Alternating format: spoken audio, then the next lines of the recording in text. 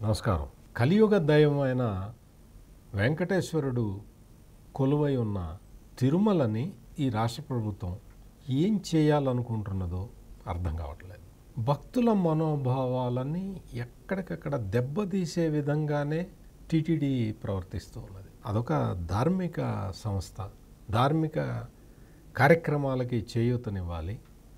అది వెంకటేశ్వర స్వామికి ఆయన మీద ఉన్న నమ్మకంతో, భక్తులు ఇచ్చే విరాళాలతోటి నడిచే ఆ ధార్మిక సంస్థని ఇష్టం వచ్చినట్టు వాడుకుంటూ ఉన్నారు. దాని మీద ఇష్టం వచ్చిన నిర్ణయాలు తీసుకుంటున్నారు. భక్తుల మనోభావాలని పరిగణలోకి తీసుకోవటం లేదు. అసలు టీటీడీని ఈ విధంగా రాజకీయ కారణాల కోసం, రాజకీయ అవసరాల కోసం ఎలా వాడుకుంటున్నారో ఎవరికి అర్థం కావట్లేదు. చాలా వెంకటేశ్వర స్వామి భక్తులు మాత్రం చాలా ఆందోళన చెందుతూ ఉన్నారు.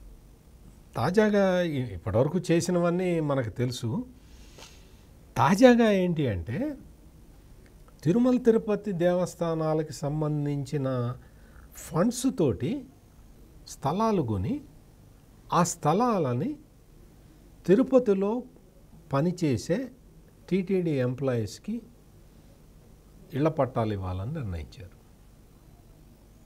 అలా ఎలా నిర్ణయిస్తారు?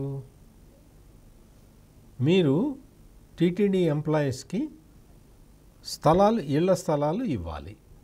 ఓకే, మంచిది. ఇళ్ల స్థలాలు ఎవరికి ఇస్తానన్నా ప్రభుత్వం ఎవరు అభ్యంతరం పెట్టడానికి వీల్లేదు.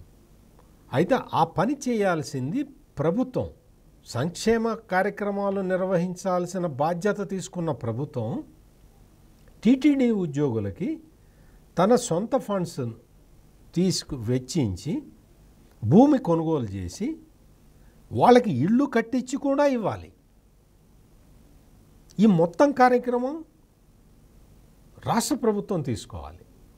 అంతేకాని భక్తులు వెంకటేశ్వర స్వామికి కానుకగా ఇచ్చిన నిధులతోటి నువ్వు ఈ పని ఎట్లా చేస్తావు?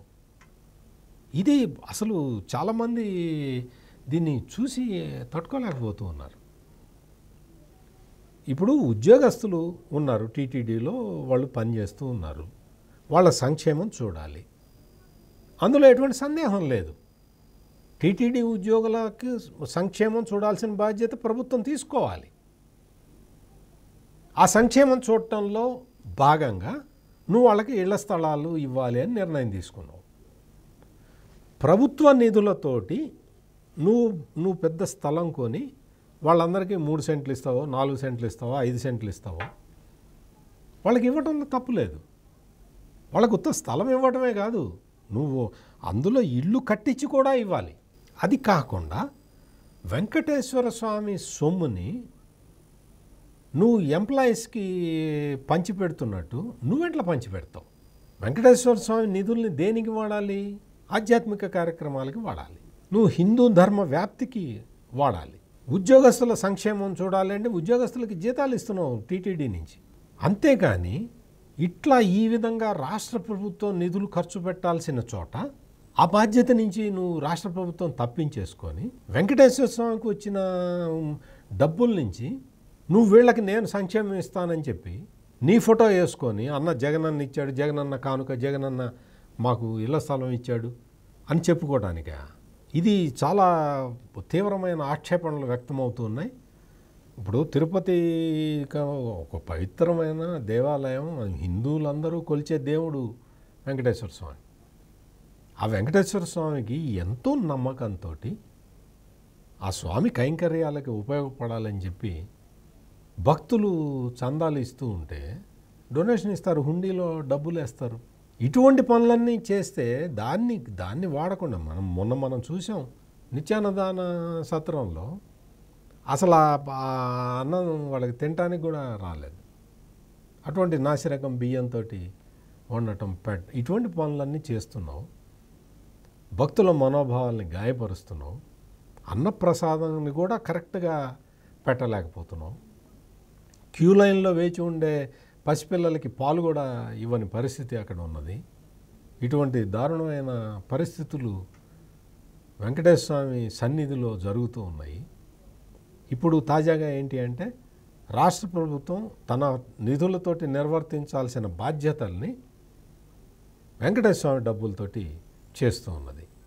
చేయటమే కాకుండా వాళ్ళందరికీ ఆ టీటీడీ ఎంప్లాయీస్ అందరికీ కూడా జగనన్న పట్టాలు ఇస్తున్నాడు అని చెప్తున్నారు. ఇళ్ళ నిర్మాణం అంతా కూడా జగనన్న చేస్తున్నాడు. ఇది చాలా అందరూ కూడా ఖండిస్తూ ఉన్నారు. మరి ముఖ్యంగా వెంకటేశ్వర స్వామి భక్తులైతే ఈ జగన్ ప్రభుత్వం చేస్తున్న తీరుని జీర్ణించుకోలేకపోతూ ఉన్నారు. ఇటువంటి వాటికి దయచేసి రాష్ట్ర ప్రభుత్వం ఫుల్ స్టాప్ పెట్టాలి. టీటీడీ ధర్మకర్తల మండలి కూడా కనీసం ఇప్పుడు టీటీడీ ధర్మకర్తల మండలికి చైర్మన్గా వైసీపీ ఎమ్మెల్యే ఉంటాడు.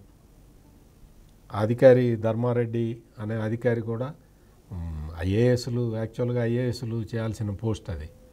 ఈయన ఇండియన్ డిఫెన్స్ నుంచి వచ్చి ఆయన ఆ పోస్ట్లో ఉన్నాడు. చాలా సంవత్సరాల నుంచి కంటిన్యూ అవుతూ ఉన్నాడు. అంటే వాళ్ళు ఒక వైసీపీ బ్రాంచ్ ఆఫీసర్ లాగా మార్చుకున్నారేమో టీటీడీని, మనకు తెలీదు. అదే విమర్శలు అయితే వినపడుతూ ఉన్నాయి. ఇటువంటి పరిస్థితుల్లో భక్తుల మనోభావాలతోటి ఆడుకోవటం అనేది మానుకోవాలి. లేకపోతే వెంకటేశ్వర స్వామి భక్తులు ఏ విధంగా రియాక్ట్ అవుతారో ఊహించటం కూడా కష్టం. మరిన్ని విశ్లేషణలతో మళ్ళీ కలుద్దాం. నమస్కారం.